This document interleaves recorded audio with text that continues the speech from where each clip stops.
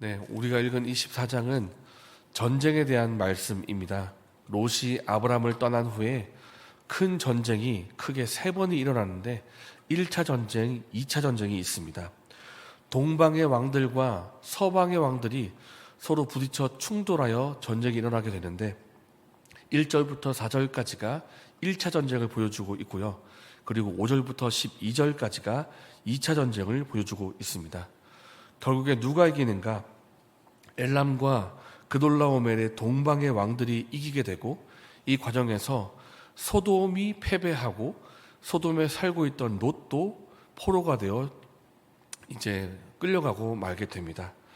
이 소식이 아브라함에게 전해지자 아브라함이 훈련된 사람을 데리고 롯을 구출하는데 그 내용이 오늘의 본문입니다. 먼저 우리가 본문 가운데서 살펴볼 것은 아브라함이 롯의 소식을 듣고 얼마나 신속하게 움직이는가 하는 것입니다.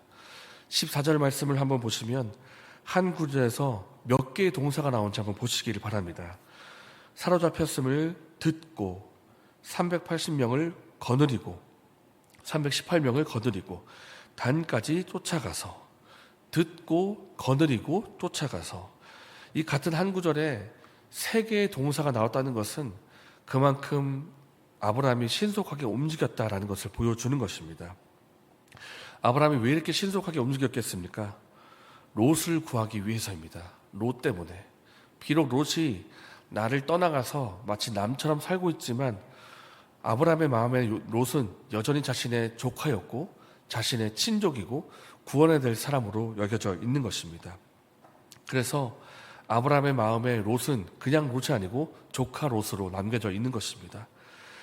318명이라는 적은 숫자가 사실 적은 숫자는 아닙니다만 이 숫자를 가지고 어떻게 동방의 왕들을 다 이길 수가 있겠습니까?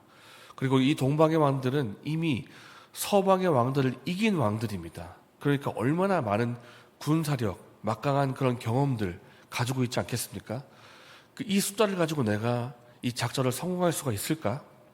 혹 만약에 싸움이 일어나면 내가 이 싸움에서 승리할 수가 있을까? 여러 가지 걱정스러운 마음들, 염려가 있겠지만은 그거 다 제쳐주고 롯을 향해서 달려가는 것입니다. 왜냐하면 내 친족, 조카 롯을 내가 구원해야 되기 때문입니다. 전 이 아브라함의 행동이 이웃 사랑이 무엇인가, 그리고 더 나아가서 하나님이 우리를 향하신 사랑이 어떠한 사랑인가를 보여주는 이 대목이라고 생각이 듭니다. 사실 롯은 아브라함을 이미 떠났습니다. 이미 떠났고 소돔과 고모라 땅을 향해 나아갔던 사람, 어쩌면 아브라함과는 방향이 이미 다른 사람이고 이미 남처럼 살고 있고 경건하기보다는 눈에 보이는 풍요로움 쫓아갔던 사람이기도 합니다. 이렇게 보면 아브라함 입장에서는 롯은 조카긴 하지만 이제는 남이야, 이렇게 여길 수도 있는 일이겠습니다. 그러나 아브라함이 롯이 위험에 처해졌다는 이야기를 듣고 나서 신속하게 움직이는 것은 여전히 아브라함의 마음에는 조카 롯이 마음에 있는 것이고 그가 위험에 처하면 당장으로 달려갈 수 있는 그런 사랑과 관심이 아브라함에게 있는 것입니다. 이것이 우리를 향한 하나님의 사랑이 아닌가, 그런 생각이 듭니다.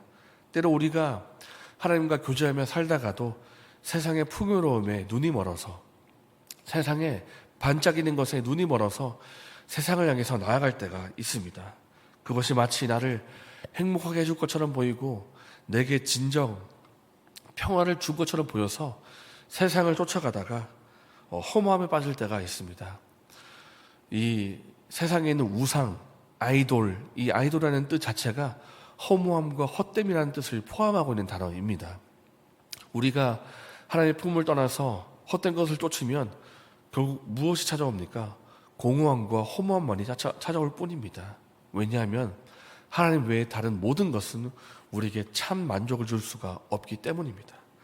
우리가 세상을 살아가다가 세상에 반짝이는 것에 그것을 쫓아가다가 허무함에 빠져 있을 때, 우리가 넘어져 있을 때 하나님께서 어떻게 하시겠습니까? 마치 아브라함이 롯을 향해 쫓아갔던 것처럼 우리를 향해서 달려오십니다. 우리를 향해서 달려오시고 우리를 다시 구출하시고 구원하시고 다시 넘어진 자리에서 일으켜 세우십니다. 왜냐하면 우리는 롯처럼 엉뚱한 길로 갈지 모르나 하나님은 아브라함처럼 여전히 우리를 사랑하고 계시기 때문입니다. 아브라함이 롯을 향해 달려가는 것처럼 하나님 우리를 향해서 달려오시고 넘어진 자리에서 일으켜 세워주시는 것입니다. 우리가 이 사랑을 알고 감사드릴 수 있는 우리가 되면 좋겠습니다.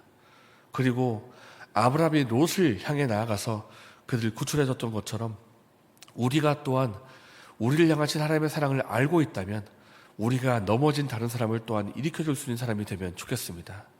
넘어진 그 사람이 다시 일어날 수 있도록 기도해주고 관심을 갖고 또 사랑의 행동을 표현해서 그가 넘어진 자리에서 일어날 수 있도록 도와줄 수 있는 저 여러분 되시기를 예수님의 이름으로 축복합니다. 롯을 위한 아브라함의 이 구출 작전 결국 성공을 하고 맙니다. 아마 기습을 했던 것 같습니다. 밤에 방심할 때 혹은 내가 전쟁에서 이겼다라는 이 승리감에 만끽하고 취해 있을 그때 밤에 급하게 들어가서 기습을 했는데, 그런데 너무나 놀라운 것은 기습 작전이었음에도 불구하고 왕들을 다 쳐부수고 돌아왔다는 것입니다. 이 318명이 아까 말했지만 아브라함에게 있어서 적은 수는 아니겠지만 왕들을 이기게는 그런 큰 숫자가 아닙니다. 어쩌면 질 수 있는 일인데 어떻게 해서 왕들을 다 쳐부수고 돌아왔는가? 이것은 근본적으로 하나님이 아브라함을 도우셨기 때문입니다. 롯을 구출하기 위해서 헌신하고 있는 이 아브라함의 마음을 보시고 하나님께서 구출을 할 수 있도록 그 작전이 성공하고 이길 수 있도록 하나님이 도와주신 것입니다. 이 일로 인해서 아브라함은 비록 하나님의 도우심을 받았긴 했지만 일대에 다른 사람에게 있어서는 아마 영웅처럼 보였을 것입니다. 왜냐하면 귀찮게 만들고 공격하는 동방의 왕들을 다 이기고 왔기 때문입니다. 그래서 소돔 왕이 이 동방 왕들에게 졌었는데 그들을 이기고 왔기 때문에 소돔 왕이 아주 반가운 마음으로 아브라함을 맞이합니다. 정말 잘했습니다, 아브라함이요 라고 하면서 아브라함에게 어떤 제안을 하는가 하면 21절에 사람은 내게로 다 돌려보내고 물품은 내가 가지라 그렇게 말합니다. 지금 당신이 동방의 왕들을 쳐부수고 돌아오는 길에 가졌던 그 모든 전리품들을 다 당신이 갖기를 원합니다. 어떻게 보면 좀 퉁명스럽고 어떻게 보면 좀 건방스럽게 말했을지도 모르겠습니다. 사람은 내게 보내고 물품은 네가 가지라, 네 해라, 뭐 이렇게 좀 건방스럽게 들렸을지 모르겠는데, 그러나 아브라함이 이것에 대해서 어떻게 반응하는가 하면 나는 실 한 오라기도 가지지 않겠다 이렇게 반응을 합니다. 우리가 때때로 일을 하거나 삶을 살다가 보면 목적과 목표를 잃어버릴 때가 있습니다. 내가 처음에는 하나님 앞에서 기도하면서 결정합니다. 이렇게 하는 것이 하나님께서 기뻐하시는 일이겠다. 내가 이것을 위해서 이 일을 하겠다라고 달려가다가 중간에 무언가 좋은 것이 떨어질 때 내가 그것에 눈이 멀어서 목표와 목적을 잃어버릴 때가 있습니다.